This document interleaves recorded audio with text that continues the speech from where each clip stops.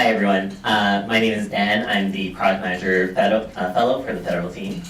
Hi everyone, and my name is Farzad Sedghipour, and I'm the new service design manager at Veterans Affairs Canada. And I want to take a moment for some shameless self-promotion. I'm hiring people. If you guys know anyone who's interested in civic tech and innovation and making impact in public service, tell them to come.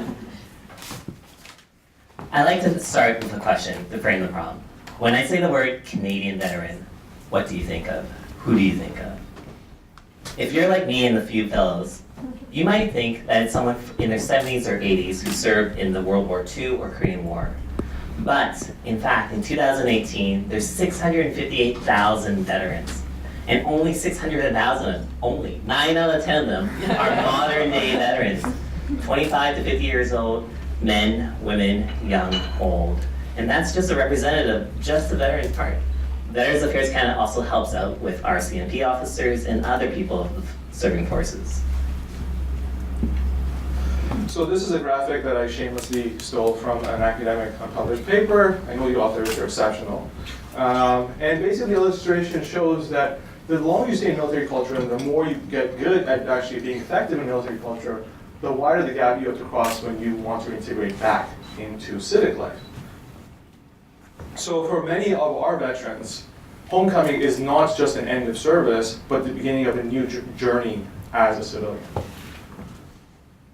But that's not the only problem. It's not just a cultural obstacle you have to overcome. Many of veterans also suffer from chronic conditions that are health conditions or mental health related issues, things like PTSD, arthritis, depression, anxiety, and we want to be there for them in regards to supporting them in those regards as well. This is a picture from a 3-hour training session we had with the Veteran Ombudsman Office. This is Charlie, one of our favorite people. He showed us a map that he created to help Veterans Affairs staff to understand how benefits can be accessed. So you look at that and you laugh. You have to think about this in a historical context. This is a snapshot of 72 years of work, right? We started out as some sort of basic ice cream shop. Here's one service for one shop. This is what we offer. And lots of services were developed over time. And this is now what a grocery store looks like. And we're like, ta-da, here you go, veterans, you have all these benefits just for you. And veterans were like, I don't know what to do with your grocery store. And we're like, okay, well, I think we need to go back to the drawing board and focus more on you. And that's why we have service design and user experience now as an integral part of the work that we do. So we have to have a mission here. What is that? We have to help the veterans, first by building a simple tool. We have to help them actually understand the benefits that are available to them. We have to help them understand not only the benefits that are available for them, but the other benefits that are also related to it. And finally, somewhat most importantly, as well, is that we have to match their needs. So when a veteran says, I need a hearing aid, what benefit can VAC offer to help them with that benefit? So how do we do this? We do user research. We talk to veterans. We end up talking to veterans, family members of veterans, and currently serving Canadian Armed Forces people. And what happens is we gather 12 hours of qualitative research. We gather a lot of information, as you can see there, and we boiled it down into a few things, but I want to highlight 3 of the needs that we've talked about. One is the need for clear and transparent process. This helps the veterans set their expectation. They actually want to know how long it'll take, not a promise exactly how long. The other thing that they want is clear language. So when they say, like, what does this benefit do for me? I really wanted to say it in my language. And then finally, they also want to find a way to find the relevant parts of it. And so how do we do this? We take this information and we start to build iteratively. You heard a little bit about like the cycles of iteration. I'm going to show you a little bit of an animation of 8 cycles of iteration. Now these cycles of iterations aren't just iterating for the sake of iteration. Every iteration you do here, we test it and we refine it. What are we testing for? We're testing for 3 things, and we ask the veteran and the people in usability test these parts. Completion rate. Are you able to find the benefit that you're looking for? Comprehension. When you find the benefit, are you as a veteran able to understand how this benefit will help you? Confidence. Was that process that you went through clear? Are you able to do this confidently? So, transformation is best shown and not taught. At CDS, every 2 weeks, we do something called Show the Thing. So we're very, very excited to show you the thing that we're working on.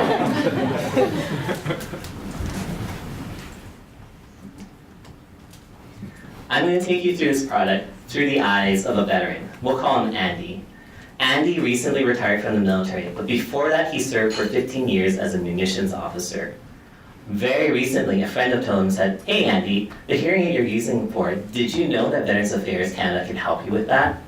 And he's like, "What? Really?" So here, this is the landing page, and right off the bat, Andy can see at the very top that this is what it does. It can help him discover the services and benefits available to him. If he knew the name of the benefit, he could type it in right away, or he can answer a series of questions. Finally, he can jump to a list of all the benefits. And these are all things that the veterans have asked for. These are types of entry points.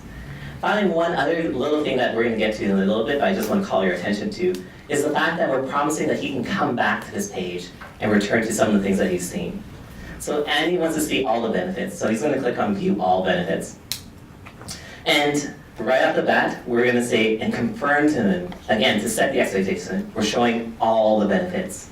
And we're providing a little bit of guidance, which is something, again, that veterans have asked for. To say, hey, when you're looking at all these, remember to read all the eligibility parts of it. And now all is all, and there's quite a bit of them. So Andy's going to try and narrow down the list of benefits that are available. So he goes down the filter and says like, hey, yes, I'm a veteran, I identify that, or I'm a serving member. Next, he says like, oh, I served in the Canadian Armed Forces. Finally, he was released, and his hearing was something that had happened during his service, so he's going to say yes. Now you'll notice that we show that there's still 27 benefits, which is a lot. So we provide a different way for him to narrow it down even further through the use of categories. So this was an area where Veterans Affairs itself was intimately involved. We wanted to do a lot of usability testing to figure out, using sort of card sorting methods and decision trees, what categories make the most sense for veterans, and how can those decision trees actually make sense in helping them navigate the benefits that they want. This is a clear example of collaboration between existing initiatives at VAC and us, like trying to take that data and use it. So Andy's going to here click on medical expenses. We refresh the page to show that there's a clear link between his action and what's happening out there. So now we're going to talk a little bit about each benefit, this area here that you're seeing, how Andy can interpret this. First of all, we have the official name of the benefit, and now we have a one-line description of the benefit. So you guys remember that earlier image that was kind of messy? Well, our wording used to be just as confusing and messy, and now what I love about this interface is that we have one-line sentences describing each benefit, and each one of these was tested separately with both English native speakers and French native speakers to make sure that it spoke authentically to them and that they understood it. So let's talk a little bit about speaking authentically and how our team actually did this. We wanted to make sure that we used the words of the veterans, and how was that done? Well, we found out that the hard-working frontline staff of Veterans Affairs, they talk to veterans day after day, hour after hour. And what do? They explain benefits to them. And we said like, hey, when you're talking about this benefit, what are the words that you're using? And we captured that data, and then we built the one-line description on it. But we didn't just do it in English. We did that in French. And the reason why this is important is that it's not enough just to take the English translation, or English version of the description and translate it. French-speaking people have their own lingo, they have their own way of describing things, and it was very important to capture that from a French-speaking point of view. And the result of that has been very well testing, as we mentioned. And so I'm going to go a little bit more. How do we provide guidance? Well, one, we show at the very top that says, like, if you're interested in this, you have to know that you have to do a couple of things before you get this benefit. So we provide that in the header part. Other things that we can do for Andy is like, if he wants to learn more, he can click on this button and he can jump to the Veterans Affairs page where he can learn more about it. Finally, the other thing that he can do is save it for later, so he can talk about this with his spouse. And so he's going to go through and say, like, I'm going to save these two. Let's jump forward a little bit in time. And he says, like, I'm coming back. I want to learn more about the benefits that we worked on or that I saved. And again, consistent interface. So we're showing him the exact same information as before. But now we're giving him a little bit more things. One, he can find a nearby office. And so you can search across Canada for the nearest one. And I'm just going to type in my home city, one of the better cities, Edmonton. And then he can see that, hey, there is an Edmonton office. And he can find his way through there. And Veterans Affairs staff has said they are welcoming veterans in open arms and say, we are willing to help you. But what is that experience? Well, one thing that Veterans Affairs staff have asked us for, and also veterans, is takeaways. And so this is a form of a takeaway. Printing this page out is a very key hard copy of the benefits that Andy is interested into. And it provides Andy with clear instructions as to like how to contact them, how to get to the closest back office that they selected. And of course, there's other ways that Andy can use this information. He can share this URL with his friends or family. He can send that to as an email or as a text, and right away that person will see the exact same list. He can call, he can go and click on email, or even log into what's called MyVac, which is a Veterans Affairs portal. Now, this is very cool, and this is all about the veteran, but there's another user in this tool, which is the Veterans Affairs staff, and they work tirelessly to help the veteran. I'm going to show you a little bit about what our team did to help Veterans Affairs staff. Now, for a content-heavy tool, we need a content-heavy tooling to help staff. And what you're seeing here is a list of all the benefits in kind of a spreadsheet style. And what I love about this is that we didn't have to reinvent the wheel here. We found a really effective tool that can help us easily navigate this interface and change things as we need to, add benefits, change wording, whatnot, and do that without having to learn coding, which is an additional challenge that not everyone wants to take on. So. No coding. We want to emphasize that. When we first started this project, we actually recognized that some staff had to learn how to do code. We want to alleviate that pain from them. Other things that we've done that this tool provides is a history. So now staff can see all the changes that were done in this place. And this is an existing tool. We didn't have to do anything extra for that. Inside the same tool as we're using as a back office tool is the ability to change the text on the tool, right? And you can change the label of the buttons. Spelling mistakes no longer take 6 months to do. They take an hour. This isn't a life-changing thing that now puts the power into the Veterans Affairs staff. They don't have to wait for IT to do a release cycle. Finally, one of the really other cool things I want to point out is, again, this need for Veterans Affairs, veterans to see what Veterans Affairs staff see, and vice versa.